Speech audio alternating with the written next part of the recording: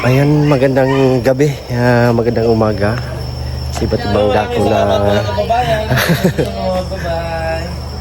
Bye! Hoy, kaka-intro ko pala, Goy. Intro pa lang to eh. Kalau sabi ko pala maingay kapag uwi. Intro pa lang to. Ay, kakauwi lang po namin. At doon kami galing sa downtown. Si Aisa ay hindi pa makalabas. Pero namasyal yung PB Team Luzon sa Davao. So ngayon, tatanungin natin sila kung ano yung kanilang masasabi dito sa Davao City kasi nakakapunta sila si Master Ring, si Ren Vlog, si PB Onjay. So tatanungin natin mga kababayan kung ano yung impression nila, ano yung mga nakita nila dito sa Davao na iba doon sa kanilang lugar. So nandito, dumating na. Tara tanungin natin. Let's go!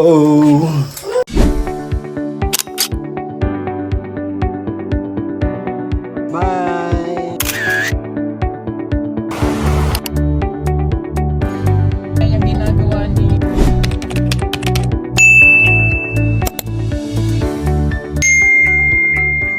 Yan, nandito sila. Maraming salamat sa panonood. Hoy! Pag-suporta ninyo. Bye-bye! O hindi pa to. Yan. Gusto ko kasing tanungin tong mga ka-team natin. Kung ano yung nakapunta naman kayo sa Davao. Ito si Master. Ano yung masasabi mo, Master, sa Davao City? Kasi nakita mo naman habang bibiyahe habang namasyal. So ano yung impression mo sa Davao? Kasi dito kasi sa City House ay kung saan hindi kami dumadadala sa pinakang city talaga. So, pagpunta namin ng mga talaga ako dahil napakalinis. Tapos kita mo yung tabing dagat. Wala kang makita yung mga nakatambak na basura.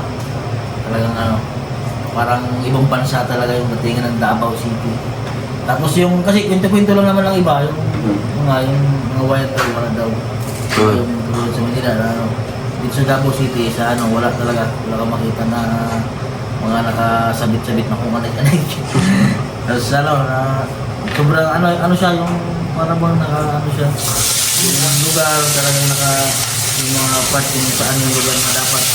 Tapos hindi basta-basta kung makita ka na kung gusto natin rin, hindi basta-basta may lugar na kung saan pwede na area o na napakalinis ng Davao City.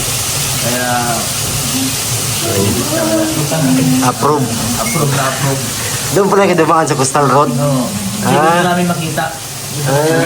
Galing. Doon na makita. Sobrang linis pati ng dagat. Ang dagat na. Wala kang kadumi-dumi. Siguro yun pag nagbabagyo, pag nagbabagyo siya, may mga dumi yun. May naglinis doon. Yeah. Wala namang napapadpad na doon. Hindi, halimbawa kasi pag nagbagyo, pag nagbaha, may mga, siyempre, yung galing sa bundok, yung mga kahoy na madadala sa kung saan. Siguro may linis. May naglinis doon. Kasi wala talaga makita sa rumiro. Tapos may mga part din siya na may nakatira sa tabing ilog na kung saan yung squatter sa amin. Talagang yung bahay, yung sa ilalim, makalinis. Walang kadumi-dumi. Kung sa Manila yun, gusto ko po, tambak na ng basura yun. Tapos yung siyempre, yung mga bangka doon, may part talaga na doon na may video yung mga bangka. Kaya, siyempre, first time ko mag-video yun.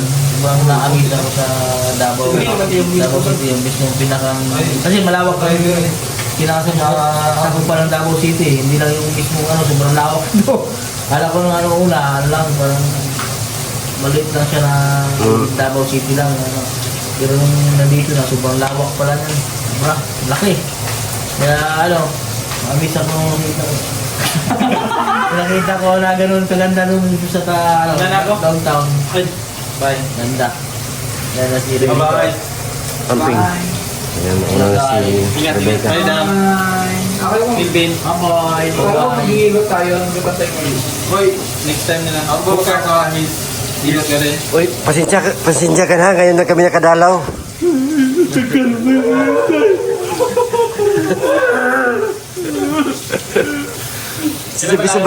Sobrang busy kasi namin eh. Ngayon lang kami nakadalaw sa'yo. Sorry na. Huwag ka na umiyak. Nandito na.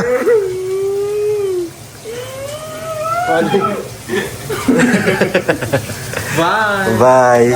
Ben. Bye, Ben. Jam. Bye-bye. Amping. Joy. Bye, Joy. Sarap. Grabe. Parang Tawag-tawa si Melvin. Dito niya rin. Gusto mo rin, Ben? Yan siya naman yan. Ay, si Madam Yula. Taling-ring ka na para dyan ha. Si Madam Yula yan. Madam yun lang. Pinamali, Ikaw pala yan. Mahaba ng buhok. Bye guys. Younger boy. Bye. Kailangan magpahaba siya ng buhok. Ayun. May tuslim, pamantok, may tuslim. May DR Pagwala nga na eh. dito, may kapalit na tos. May DR nga eh. Hindi yan nga eh. Si Arturo. Oh, mini version. Mini version. Ang toots. Pero pa talaga kami, Arturo din yun eh. Oo. So, ayun na. Hindi original version siya. Midget version. Midget. Guwa. So, ayan. Natanong natin si Master Ring Ring. So, ngayon naman, tatanungin natin si Ren Blas. So, yeah. Bilang first time na nakakadaan doon kanina sa Constant. Same question, di ba? Ayun, bilang first time nga nakakadaan sa Constant. Napansin agad namin para ka na sa nasa Golden State. Warrior. Oo, doon, di ba? Oo. Pinakita natin yung bridge para ka na sa Golden State Warrior. Wala silang bansa ka eh. Kaya nga, tsaka kapansin ka sa kalinisan. Oo, first time. Hindi pa nakadaan. Hindi siya dumaan. Mostly, di ba, papunta tayong bundok na. Wala pang booster naman. Oo. Hindi pa bukas. Nakakagawa naman. Yeah. Kaya pala ganun, sobrang ganda at sobrang linis. Hindi pa tapos yung booster. Saka makita mo tol yung yung sinabi ni Master Ring na basta squatter, Mm. yung ilalim, di ba, expect mo dapat matumi yun kasi tapos sila doon. Pero Walang booster. walang basura talaga, sobrang linis. Dito na ko napahaka talaga sa Davao. Sobrang disiplinado ng mga tao, wala kang makakita ng nag-yosi. Kasi sa ibang lugar, makita mo, tapos dito, tapos doon. Yeah. Hindi lang paligyan nila. Pero dito, talagang malinis at safe. Napakarami pong mga pulis na nagronda. Visible, no? Visible yung mga. Dahil foreigners. Yes, so, dahil pang foreigner. At parang ang gaganda ng mga tao po dito. Tuloy yan ah. Ikaw, napapansin mo. Oo. Kaya, si Master Ring, napansin din. Si Master. Kakaiba po yung beauty ng mga nagadabaw. Yeah. Kaya, Gagawin niyo. kaya parang di nakaka... Ha? Gagawin niyo ako talaga mo. Nabawin niyo. Oo, di ba? Kasi Madam Yula, nagagawa mo na eh. Dito ako pinanganak. Oo, Davao. Kaya di nakakasawang Kaya di naman ang bumalik beauty. dito sa Davao, mga bayan. Sobrang organized po. Oo, organized niya. Ayan. Tsaka, once makapunta ka ng Davao, gusto mong balik-balik ka, no? Oo, bubalik talaga. Gusto mong ma-experience yung mga ibang lugar ba? Para mapuntahan pa yung mga ibang place na hindi namin napupuntahan. Meron talagang portion dito sa Davao na wala ka talagang wire na makikita. Parang hindi yung daanan yun. Sa Claveria. Yan, last time, pagpunta ko, first time ko dito sa Davao, nakapunta ko. Kabataan ng Renson. Ah, Sa may kainan? sa may San Pedro. Sa may San Pedro. Downtown. Downtown. Oh. Yun nga, na-amaze din ako doon dahil wala kang makitang wire. Yeah. Sobrang linis. Akala namin doon na sa Taguig. Puro poste lang walang wire. Pero dito, linis mo.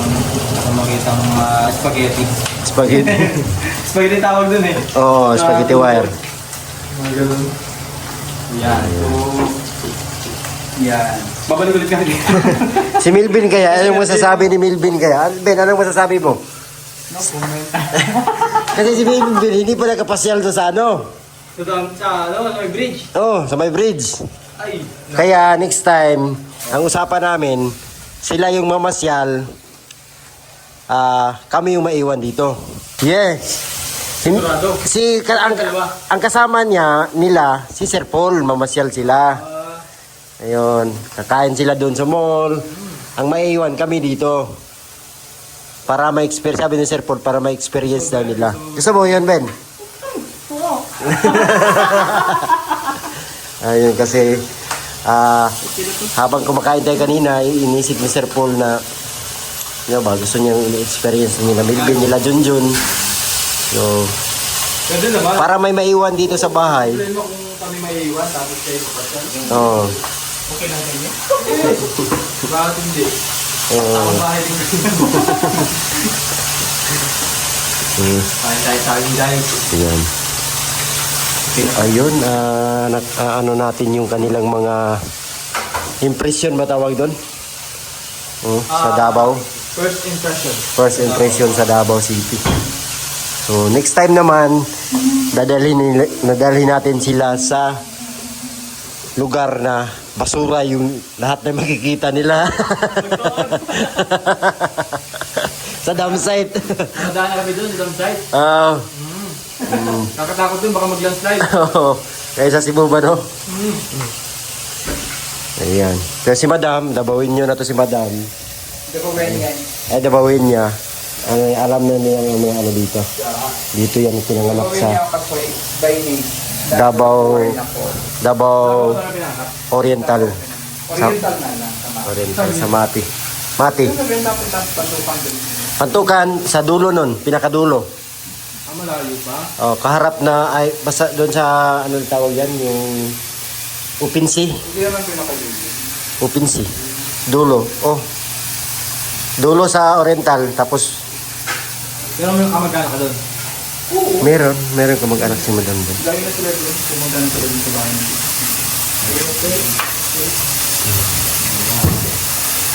Tayo kayo.